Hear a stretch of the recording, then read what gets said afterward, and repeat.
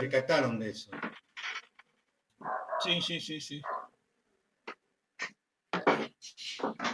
Entonces, ahí vemos esta cuestión de una educación pensada en la cuestión de la dinámica relacional, lo grupal y las dinámicas de liderazgo. La nenita esa, la chiquitita, qué pesada que era. Y bueno, tenía por qué también, ¿eh? Claro.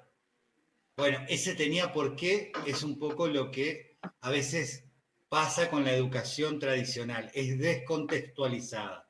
¿Vieron cuando decimos contextualizar o descontextualizada? Descontextualizada es que no estamos con la persona y su historia, estamos con el alumno. Y es importante saber que el alumno es un rol y muchas veces una etiqueta. Nosotros tenemos que poder tomar contacto con la persona. Ojo, esto suena muy lindo, pero es muy difícil. Porque, sobre todo en la educación pública, hablamos de aulas a veces de 40 personas. ¿Sí? No es tan fácil.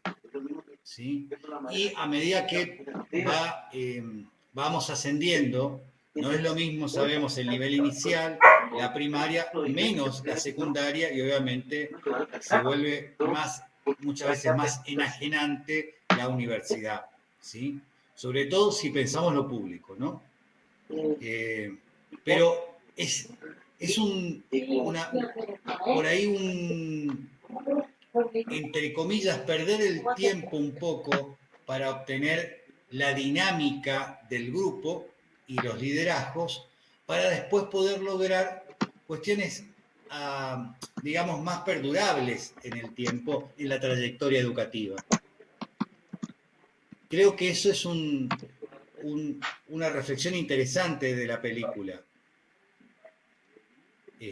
También poder partir de los atributos, de lo que le gusta a los alumnos. ¿Vieron a este muchacho que pintaba? Exacto, sí.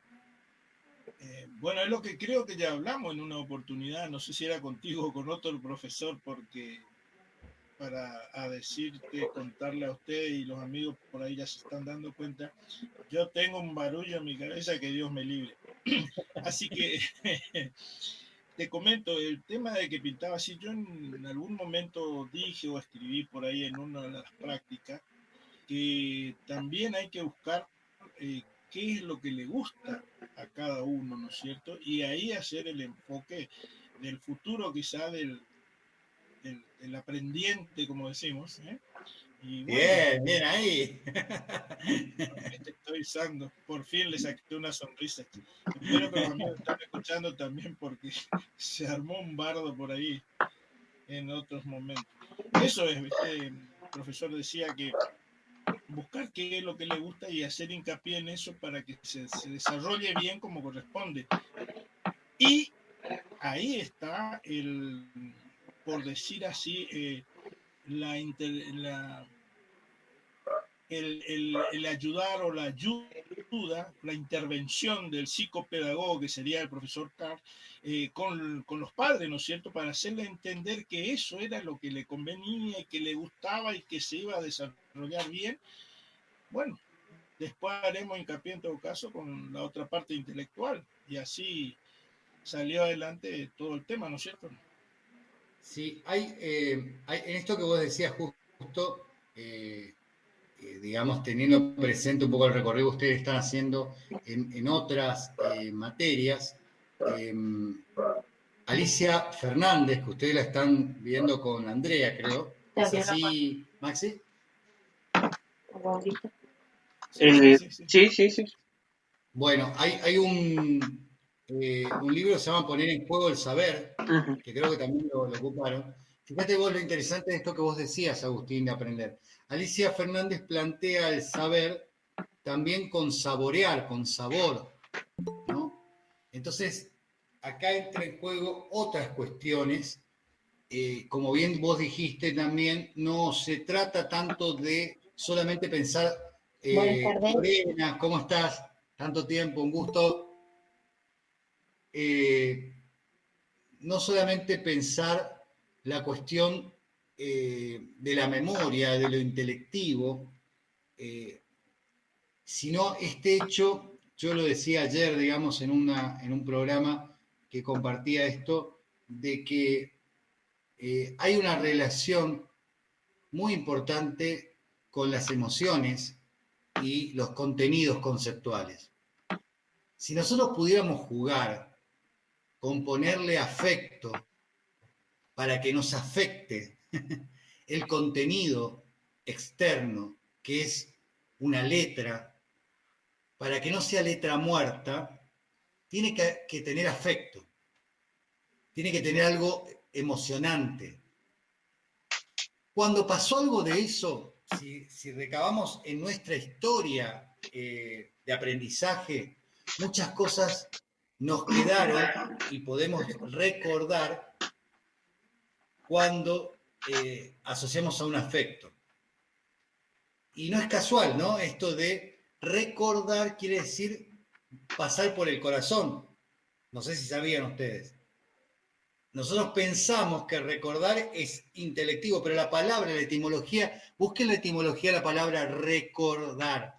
Core es corazón, ¿no? La etimología. Entonces, qué interesante esto, porque entonces quizás lo que para algunos que le guste, no digo que sean borrachos, para algunos que le guste, ser como catadores, aprender a enseñar a catar.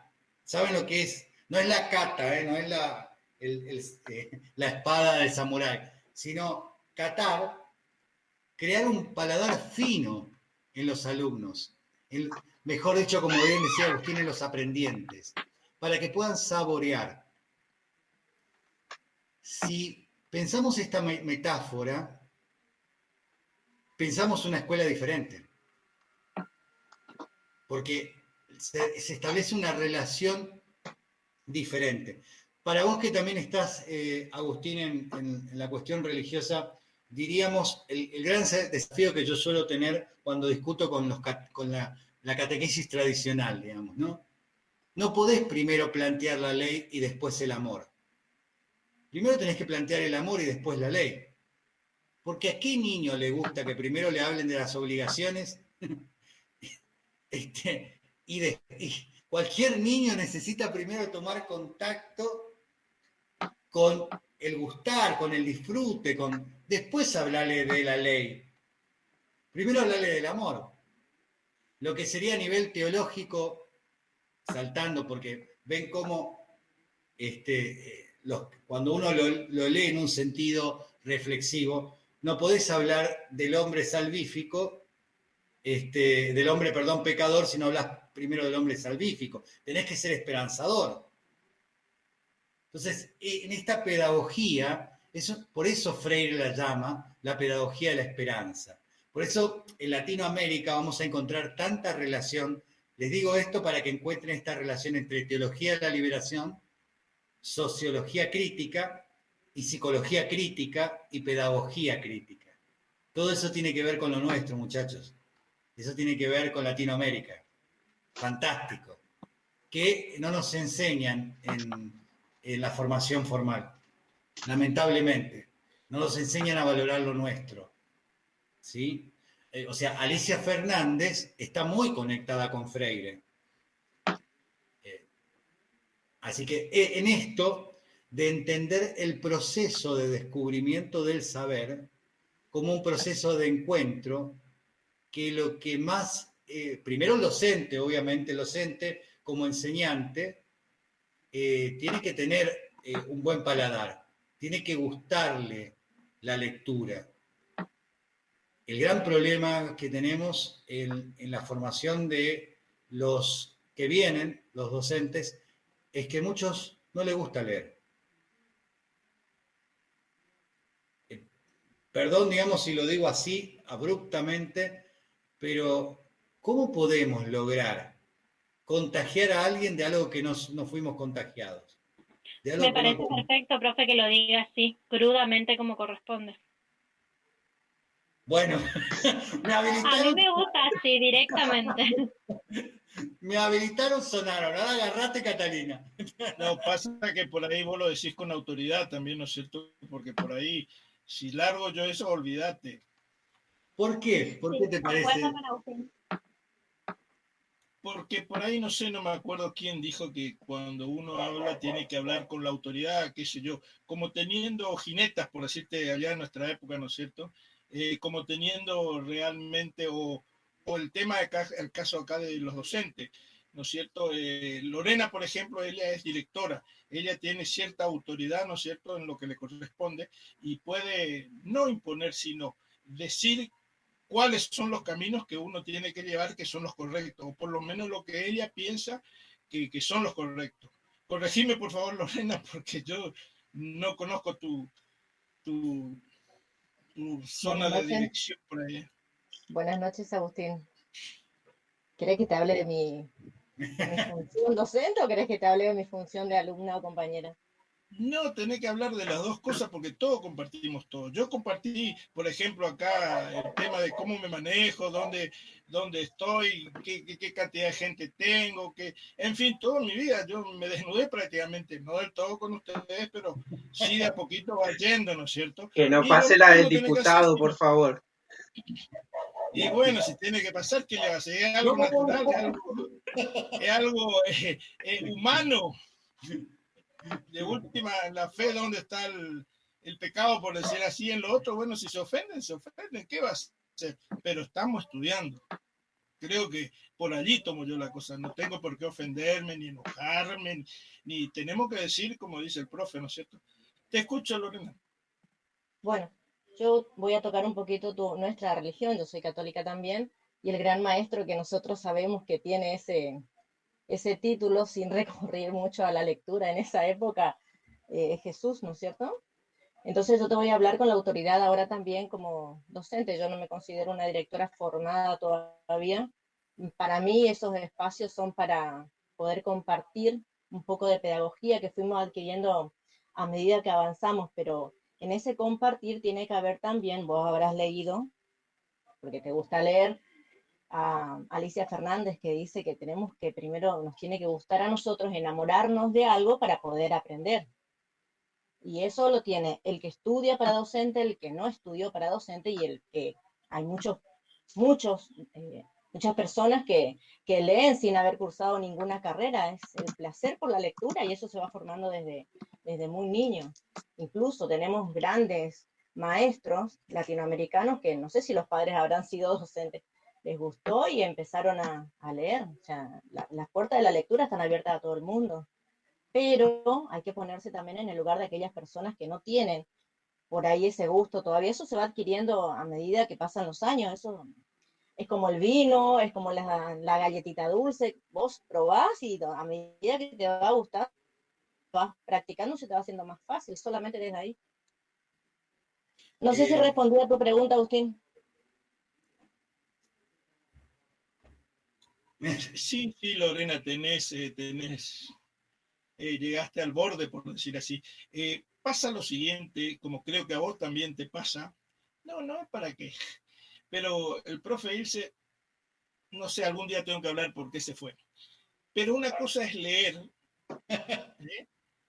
La otra cosa es que te guste, que ames, y la realidad, ¿sí?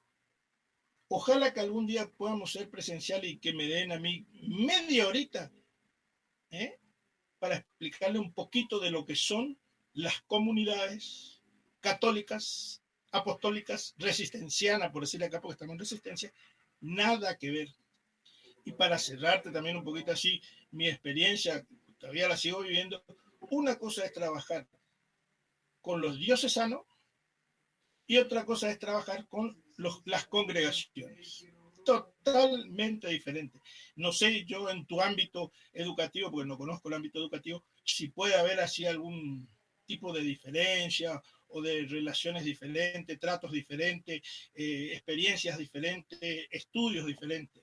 Sí, en todas las comunidades educativas hay, en la mía y en todas en absolutamente todas. Yo soy profesora titular del jardín número 5, pleno centro, a 2 cuadras de la Casa de Gobierno, y ahí tenemos cierta diferencia en realidades económicas y posibilidades que tienen esas familias al lugar donde yo estoy desempeñándome hoy como directora de una institución, ¿sí? Y también yo trabajo en el Ministerio de Educación, así que ahí tenés la multiplicidad de las culturas todas mezcladas, o sea que conozco interesante, chicos, los que planteaban ustedes, volverlo al escenario de nuestro trabajo, que sería pensar, digamos, esto de los proyectos educativos, en esto que decía Agustín, porque hay colegios que son, decíamos, de gestión privada con fondos públicos, ¿sí? Que son normalmente los llamados confesionales o religiosos. ¿Qué quiere decir esto? Que hay colegios, sobre todo en lo que ustedes pueden llegar a trabajar, que son, por ejemplo, colegios parroquiales, y hay otros que son de congregaciones como los salesianos, los franciscanos. Y entonces ahí también tenemos un dilema que es importante ver en esto que veíamos antes de la currícula, de lo curricular, que son la planificación que baja como desde el ministerio con cuestiones propias para cada etapa, para cada grupo, y a la vez lo que aspira, ¿sí? La filosofía y los valores que tiene cada congregación o cada institución parroquial. Entonces, también ahí muchas veces nuestro trabajo es en el nivel de intercesión, que por ahí a veces se chocan. Un punto de debate, por ejemplo, muy actual fue justamente la ley de educación sexual, digamos, ¿no? Entonces, ahí está, por ejemplo, también el accionar de nuestro trabajo. Tener presente que cuando uno ingresa a una institución educativa congregacional o confesional, además de los problemas típicos de cualquier colegio, tenés el otro problema agregado, digamos, ¿no? Y sobre eso también trabajamos, como generando alianzas estratégicas para poder lograr los objetivos, digamos.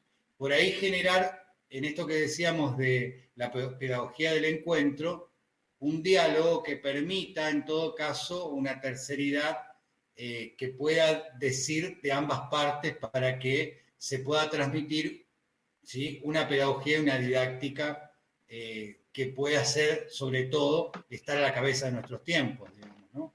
Ese es un desafío que también van a tener si van a trabajar en instituciones de gestión privada con fondos públicos.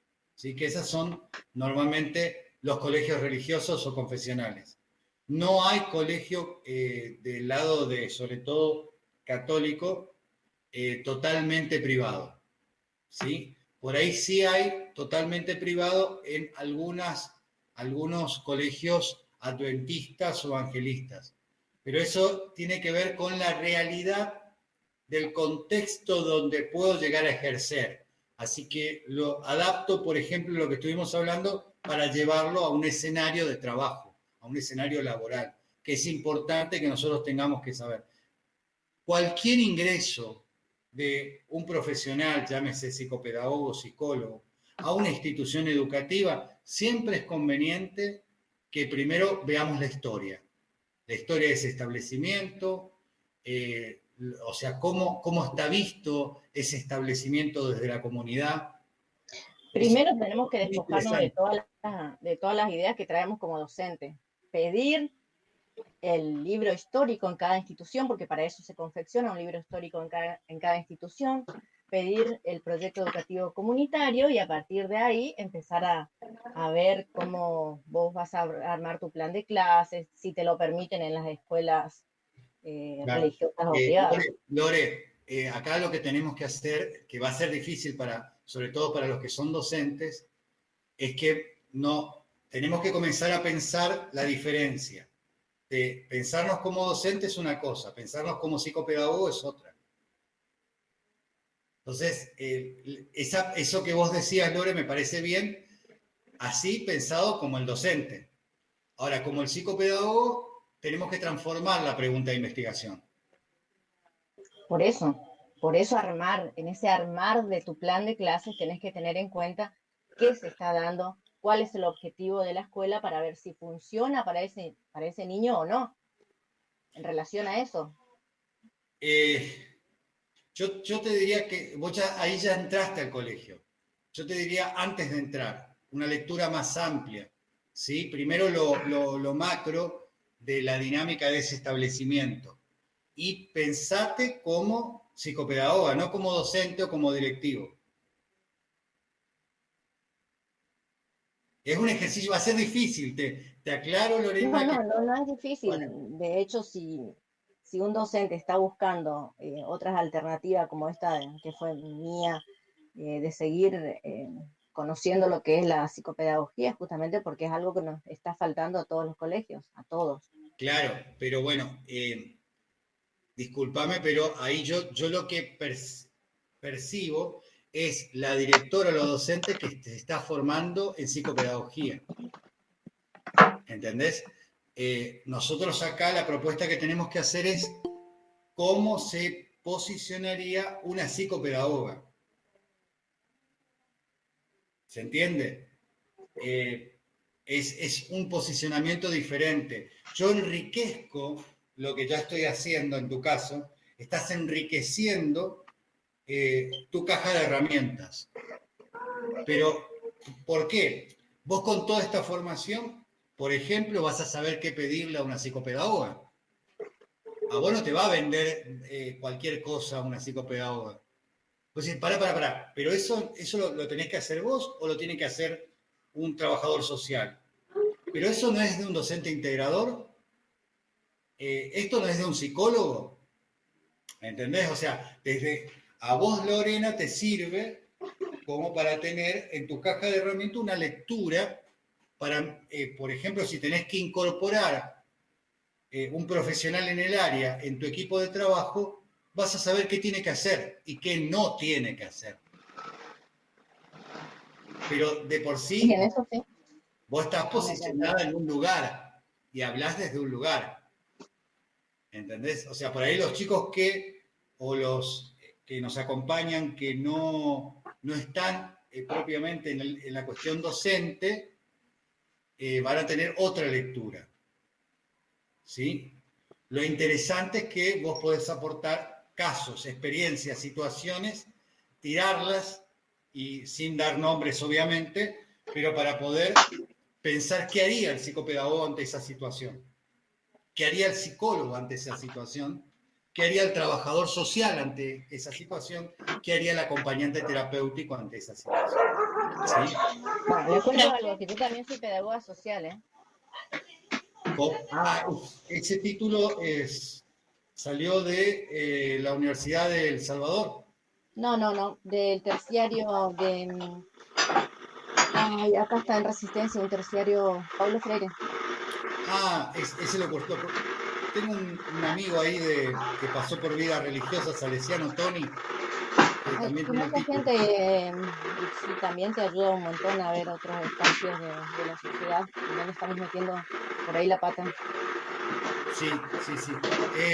Sí, son también como nuevas propuestas que antes no existían, como también el coaching educativo, digamos, no existía eso antes. ¿Sí? Y que ahora está también dentro de las dinámicas de los nuevos dispositivos que se están forjando para estos tiempos. Pero creo que tenemos que disfrutar de haber tenido a alguien tan cerquita como Freire, de todos los aportes que sigue. No, son actualísimos, no son de la época del 70, digamos, ¿no? Son actualísimos, la lectura sobre todo en situaciones, y la propuesta que está también, digamos, traducida y un poco más llevada a la psicopedagogía que la plantea Alicia Fernández, ¿no? Tenemos 3, les digo por si acaso, para que lo tengan así como referencia, 3 Fernández importantes, 3 mujeres que aportan a esto. Tenemos Ana María Fernández, Alicia Fernández y Lidia Fernández. Ana María Fernández, capaz que vos la viste, Lorena, es más en grupo. Todo el aporte que tiene del abordaje en lo grupal. Fue esposa de Castorina, que es otro monstruo, digamos, ¿no? De la epistemología y sobre todo lo piagetiano, digamos, ¿no? En la Argentina. Y después Lidia Fernández, más del análisis institucional. Pero las tres Fernández, es interesante tener las tres Fernández en la mesita de luz. Porque aportan, digamos, Ana María Fernández para el análisis de lo grupal, que por ahí en esto que veíamos de la película, de cómo se llama El Maestro Clark, vemos lo importante de la dinámica grupal en el aula. Esto que decíamos de ver el chivo expiatorio, el chivo emisario, la cuestión del líder nato, esos líderes, que cómo... Hay que leerlo también a José Martín y a Simón Rodríguez. Ellos hablan mucho sobre el compromiso emocional también. Sí, sobre el compromiso institucional, sí, sí, sí. Pero en esto de grupo, por ahí, digamos, también, y a ustedes que por ahí les interesa, yo les recomiendo un autor brasilero, ¿sí? Un psiquiatra brasilero que fue, antes que esté la psicóloga en el equipo de Gallardo, en River, él estuvo como asesor de la selección de Brasil, se llama Curi. Después les voy a pasar Maxi, ¿vos no te pasé un libro de Curi escaneado? No sé si está Maxi. O se tuvo que ir justo. Se fue, parece. Ah, bueno. Les voy a pasar como interesante, digamos, pero si quieren buscar un psiquiatra brasilero que habla de, justamente, se dedicó a ver, digamos, la propuesta del maestro de vida, dice él, ¿no? De Jesús como maestro. Y entonces, este análisis, por ahí que él hace de la forma de cómo se acercó a cada uno, cómo enseñaba, es muy interesante la propuesta del análisis que hace, del liderazgo también de él. Sirve porque no es un análisis religioso, es un análisis psicoeducativo, pensándolo a Jesús como maestro, pero no desde lo religioso, ¿me explico?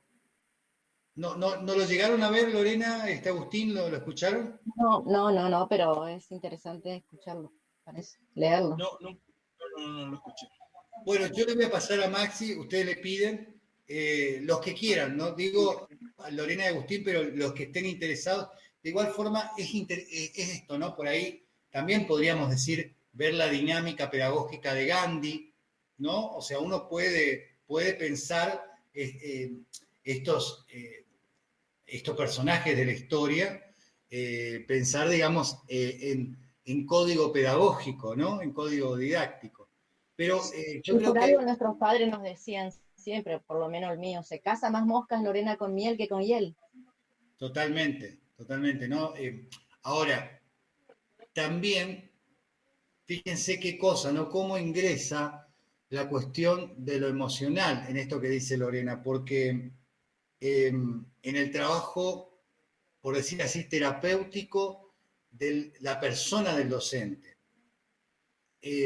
Normalmente, de mi experiencia en el acompañar la vida de los colegios, muchos de los que por ahí aparecen como autoritarios o como que ofrecen más hiel que miel, tienen que ver con sus miedos, ¿no? Hay como una coincidencia en muchos casos de que la baja autoestima o la falta de poder posicionarse en un lugar, en muchos casos, hay muchos profesionales que no dejaron de ser alumnos, ¿no? Entonces no les cuesta posicionarse en ese lugar, en el encuentro con el alumno. Y si hay un alumno desafiante, que lo hemos tenido, y menos mal, qué interesante tener esos personajes, digamos, que constantemente te quieren encontrar la vuelta y te tiran, ¿viste?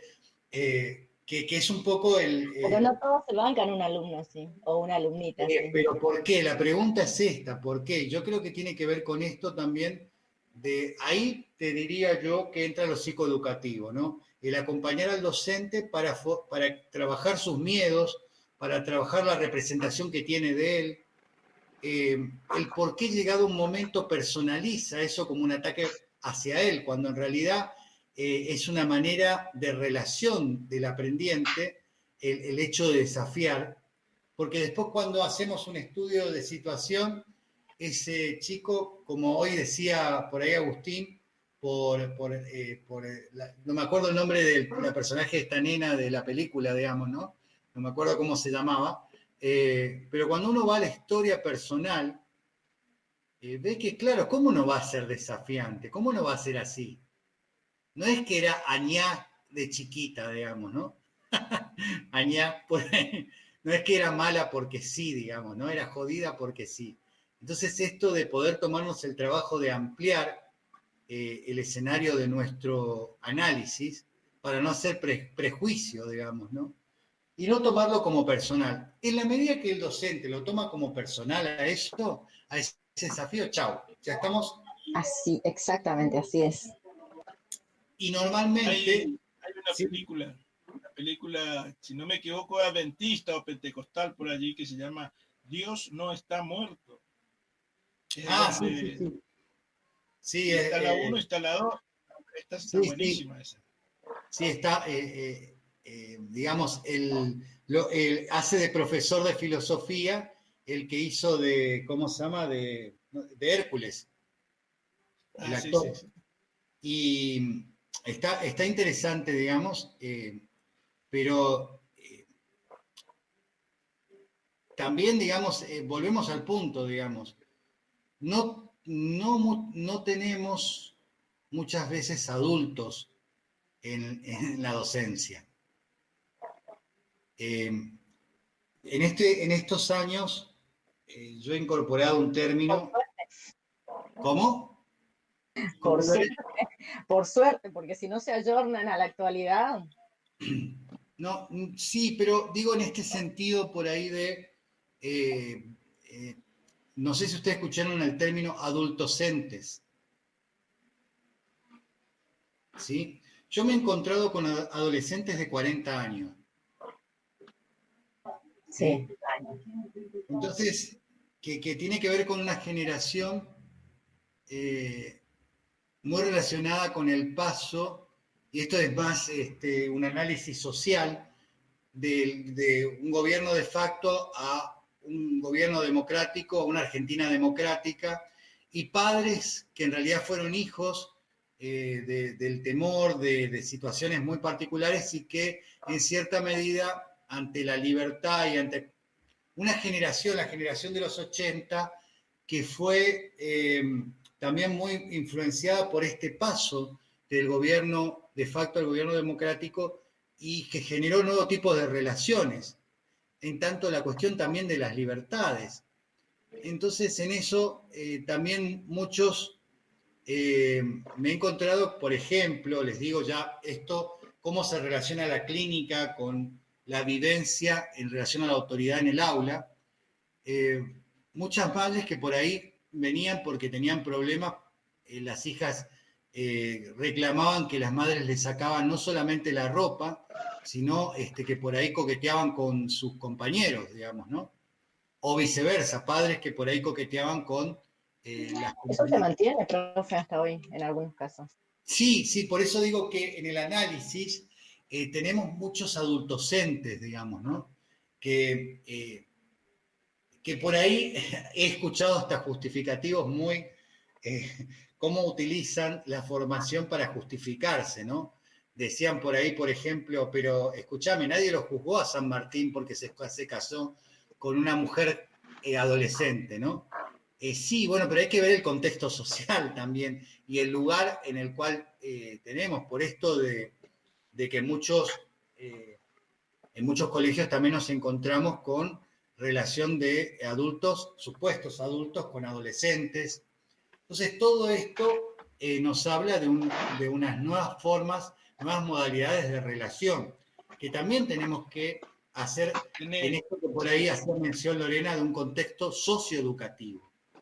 A ver, profe, ¿Qué me decís vos del presidente francés? Sí, pero... Una capa a la mujer. Una capa a la mujer, pero digo, pero ahí ya tenemos, estamos hablando por ahí de otra etapa. Por ejemplo, yo diferenciaría primaria, secundaria de universidad, ponele, en este análisis. No es lo mismo un docente que por ahí pueda llegar a un docente que se pueda llegar a relacionar con una alumna universitaria, ¿sí? A un docente que tenga una relación de ese tipo con una alumna secundaria. Hay que contextualizar el análisis, ¿sí?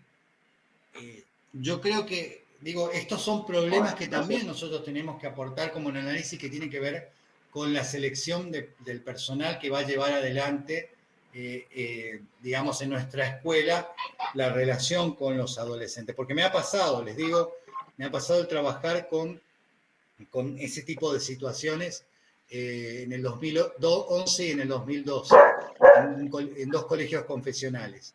Entonces, se dice el pecado, pero no el pecador. Pero es importante, esto también, nosotros no podemos como quedarnos solamente en la cuestión de por qué no aprende, ¿me explico? Ese es uno de los temas, un temita de nuestro trabajo. Pero nosotros también tenemos que poder analizar la movilidad del contexto social, las nuevas reglas de relación. Por ejemplo, hoy se habla de un nuevo pacto educativo, ¿sí? A mí no me gusta, sinceramente les comparto, no me gusta esto de una nueva normalidad. Me parece no es correcto llamarlo así, pero no sé por qué le están publicitando eso. Pero sí decir, bueno, vamos a tener que hacer un nuevo contrato educativo.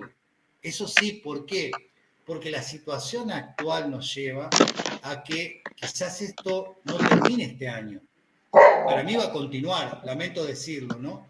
Entonces hay que repensar qué es lo que hemos aprendido en este tiempo y pensar nuevas planificaciones. Por ejemplo, yo decía ayer en la radio, no podemos evaluar en tanto cantidad de trabajo. Si el docente está mandando o no mandando el trabajo, si se hace o no se hace el trabajo. Eso es una limitación de lo que estamos proponiendo. La pregunta base es cómo generar situación de aprendizaje en este nuevo escenario. No cuánto trabajo tiene que hacer o si se va a cumplir o no con la planificación. Esa es una pregunta obsoleta y tiene que ver con la escuela tradicional preguntándose en el escenario de la escuela real, virtual, actual. Entonces, lo que tenemos que preguntarnos sabiamente, priorizar no solamente los contenidos que ahí decían en el chat, está bien lo de priorizar los contenidos, el escenario, nos juntamos, tenemos que juntarnos como equipo, y fíjense que cuando hablo de equipo digo, si hay colegios que tienen un equipo psicoeducativo, hay otros que no, pero si no, la directora o los directivos o las representantes legales en algunos casos, convocarnos y trabajar juntos, docentes y familias, para pensar juntos cómo continuamos.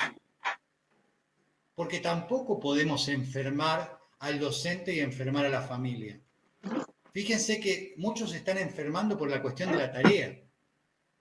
Entonces seguimos con una lectura de una educación por competencia. Y los docentes también están estresados y cansados. ¿Cómo, Lore? Que los docentes, muchos, también están cansados, estresados. Sí. Y las familias a veces pueden y a veces no. O sea, es bastante amplio el abanico. Totalmente. Entonces, en eso es como que tenemos que pensarnos juntos de nuevo. Pensarnos juntos. Y acá viene esta relación que aporta no solamente la psicología, sino también la psicopedagogía, que es la relación entre salud y educación. No sé en qué momento se separaron.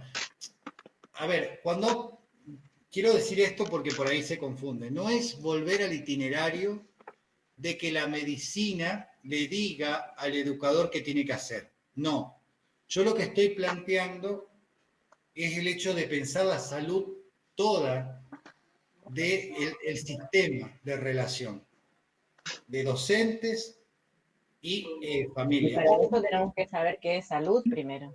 Claro, y pensar no la salud como la no enfermedad. ¿Me explico? Porque por ahí estamos muy limitados, también pensamos desde ahí, ¿no? Pensamos desde una cuestión de si no está mal, está todo bien. Y no, ¿por qué tenemos Y que bueno, esperar? pero en educación se está haciendo eso, que está todo bien y no está nada, nunca estuvo. Y lamento decir que no va a estar para nada bien No, tampoco. Vamos no, a no, terminar de la misma manera que estamos ahora. no, por favor. Me No. hace acordar a, a muchos dibujitos que nos muestran por ahí, vamos a cambiar el sistema educativo, están todos mirándolo al maestro como la escuela tradicional, mueven todos los banquitos y a la otra escena ya están todos los banquitos en el mismo lugar otra vez. Va a terminar así. Sí, hay un Una dibujito. viñeta de Kino es. Ah, mirá vos. No, y además hay un dibujito que pasaban por ahí brasilero que decía, entra un director, o sea, una clase que estaba 2x2, no sé si la vieron. Está excelente. Entra y dice, o sea, hay una buena noticia, vamos a sumar tecnología. Y entonces hacen todo como se muestran cómo el aula va cambiando, le agregan monitores, pizarrón intelectivo, y después encontramos con el pizarrón inteligente, con los monitores y demás, otra vez, 2x2. O sea, no pensemos tampoco que la tecnología es método. La gente confunde, las nuevas tecnologías no son el método. El método es una cosa, las técnicas, las estrategias son otra cosa. Ahora, esos son puntos que qué interesante sería que podamos generar reflexiones. Y ahí el aporte que yo le decía de la filosofía. Es importante que en la mesa de la reflexión haya un filósofo, porque el filósofo se pregunta y hace la pregunta de las primeras causas y las últimas consecuencias, ¿no? Entonces, preguntar por la educación actual y la educación que deseamos, el futuro deseado, ¿sí? Y después viene la pregunta que puede aportar el psicólogo y el psicopedagogo. Bueno, ¿cómo llevamos adelante el crear posibilidades? Que esto no sea una fantasía, sino cómo lo hacemos el proceso para el logro de eso. ¿Qué tenemos que dejar? Porque también ese es el gran temblor y temor y temblor, diría mi amigo Kierkegaard, ¿no? Nos tiembla las patas porque el suelo Pero, firme. profe, en cada gestión política, 4 años. Vienen otros nuevos 4 años con otro tipo de gestión y todos los 4 años se tiran a la basura porque así es este sistema que tenemos tanto en salud, en educación, en seguridad. Sí. Cada 4 años, con mucha suerte, se cumplen los 4 años de los mismos equipos y volvemos a hacer, o sea que es difícil, muy difícil. Esa es Bueno, la realidad. lo mismo, lamentablemente, Lorena, te digo por experiencia, me pasó en vida religiosa, ¿no? Estando una persona que gobierna o un obispo que gobierna, viene otro y deshace el equipo anterior, digamos, ¿no? A mí me pasó, yo, como les decía, trabajé 10 años con una congregación, cambió la cabeza y yo pasé a ser prescindible, digamos, ¿no? Pero en esto también hay un libro de Esther Díaz muy bueno, después voy a buscar, o no me acuerdo si es un trabajo, ella toma los primeros discursos de los presidentes argentinos. Y tiene que ver con esto que vos decís, Lorena. Por ejemplo, dicen, de las cenizas, hoy amanece un nuevo día. Las frases esas de los discursos iniciales de los presidentes argentinos, todos son mesiánicos. ¿En qué sentido mesiánicos? En que destituyen todo lo otro logrado, porque uno dice, en un análisis sabio, por más que sea tu opuesto, tu oposición, algo bueno habrá hecho. ¿Por qué tiene que ser todo malo? ¿Por qué tengo que desterrar todo? ¿Por qué no puedo tener la humildad de decir, esto lo hizo bien? Esto no me parece, pero esto hizo bien. Continuamos con lo que está bien. No importa que haya sido de otra. Y nos damos cuenta que en realidad el presidente no es presidente de todos los argentinos, sigue siendo partidario, porque no hace esa lectura y también los ministros no hacen esa lectura de reconocer lo bueno que hizo el mandatario anterior, ¿no? Entonces siempre vivimos con ese fantasma, ¿no? Pero volviendo al escenario ven que hay una cultura que tiene que sumar, en este caso, hablando del psicopedagogo, tiene que ser un hombre que pueda leer también antropología cultural, que pueda leer sociología. ¿Por qué? Porque no es solamente por qué no aprende en un sentido de la relación didáctica intelectiva. No, el escenario es más amplio. Entonces, el campo de análisis tiene que tener elementos de lo cultural, de lo contextual, ¿sí? Ver si esta bajada que a veces viene de querer cumplir con una planificación no tiene nada que ver con la realidad de esta comunidad. Yo no puedo pensar que es lo mismo enseñarle a una Che Guayaquí, a un guaraní, a una comunidad guaranítica, que a una comunidad de capital de Buenos Aires.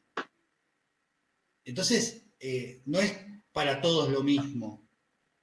Hay que tener una mentalidad. Pero en este contexto que tenemos ahora de COVID, se han gastado millones en unos papeles que mandaron a todas las instituciones, en todo el territorio argentino, idéntico. Claro. Fíjate vos hasta dónde va esto.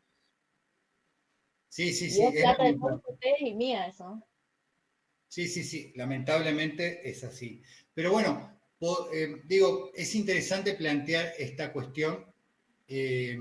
Yo lo que voy a hacer, si a ustedes les parece, voy a buscar uno de los libros y se lo mando a Maxi para compartir y ustedes lo curiosean y el viernes que viene me dicen qué les parece. De Curi, ¿puede ser? Exacto, sí, estaría bueno. Y entonces quedamos así. Voy a las tapas nomás. Bueno, o sea, o los títulos, ¿sí? Los títulos y vean a ver qué les parece. ¿Alguna pregunta porque es como que hemos hecho un diálogo de A4?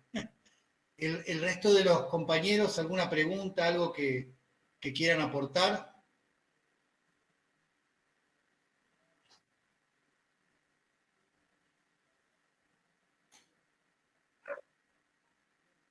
¿No?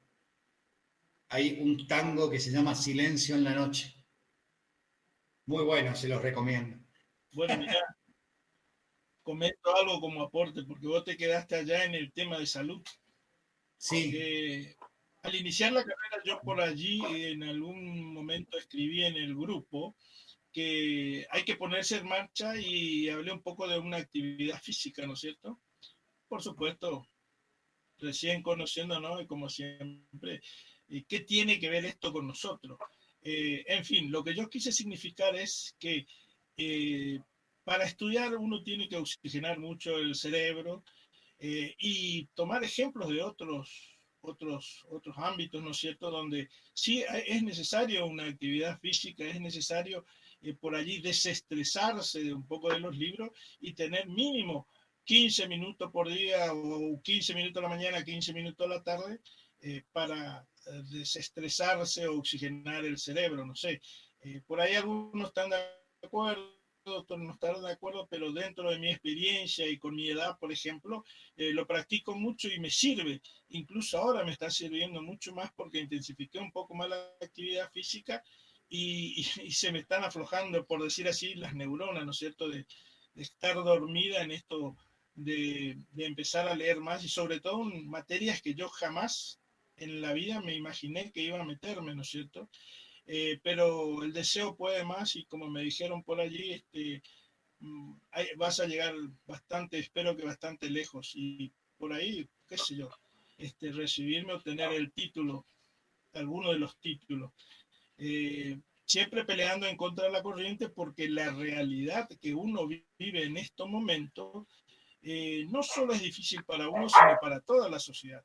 Y como bien dijo Lorena, esto es para rato. Yo ya desde el principio, allá en marzo, ya dije en lo que estoy, ¿no es cierto?, en la catequesis, esto tenemos que hacerlo habitual porque es para rato, esto recién en el 2022, si Dios quiere, lo vamos a ver.